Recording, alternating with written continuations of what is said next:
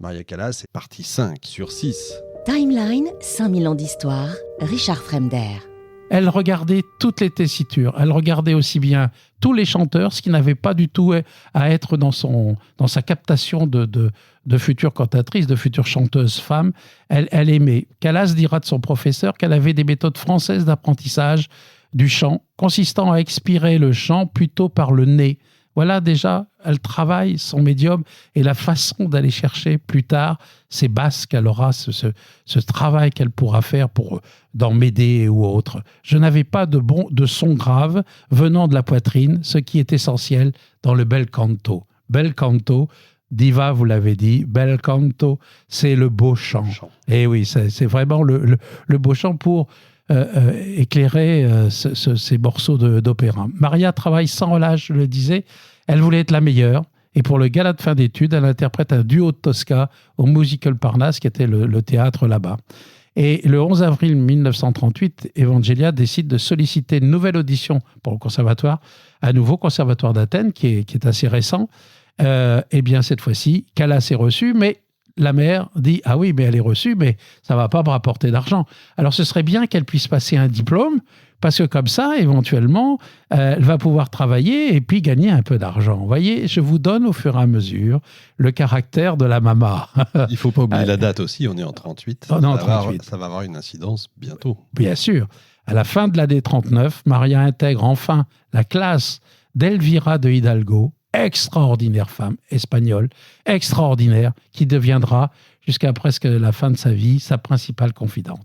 Et grâce à cette femme, je peux vous donner dans notre chronique certaines phrases qui sont tellement vraies, et parce qu'elle a écrit aussi beaucoup, et elle s'est exprimée pour remettre certaines vérités.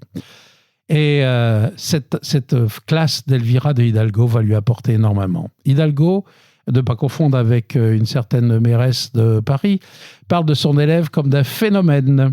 Elle écoute toutes mes élèves, soprano, mezzo, ténor. Elle éprouvait le besoin de tout entendre. Callas dit d'elle, d'ailleurs, qu'elle se rend au conservatoire à 10h du matin et en repart avec le dernier élève, dévorant la musique parce que, avec le moins doué des élèves, on peut toujours apprendre quelque chose et que plus doué, vous n'êtes pas capable de réaliser. C'est ça qui est important. C'est toujours ce caractère qu'elle a eu, vouloir remettre sur le métier 100 000 fois la chose.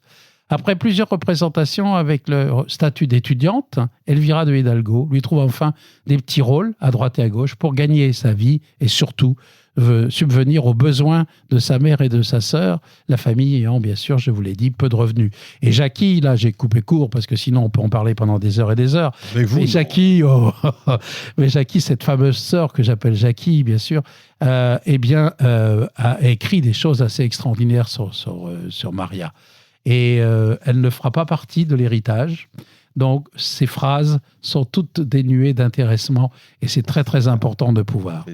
Et ce qui est assez extraordinaire, c'est que les débuts professionnels de Callas vont commencer avec une voix désormais dite de soprano dramatique. À 17 ans. À 17 ans. Elle entame sa carrière. Premier rôle dans une opérette de Boccaccio de France Suppé.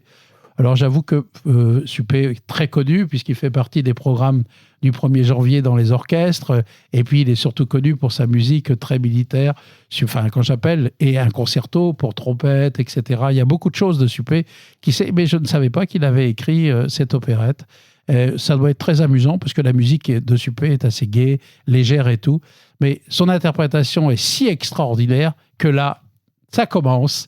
Les emmerdes, si je puis dire, et le mot est faible, elle commence à susciter bien sûr des jalousies et des bâtons dans les roues. Même gamine, on va lui en mettre, ça c'est sûr. Sauf que, pour rendre la chose la plus difficile, eh bien la Grèce est occupée par les Allemands et les Italiens. Et là, la période de Callas, on ne sait pas tout à fait la vérité.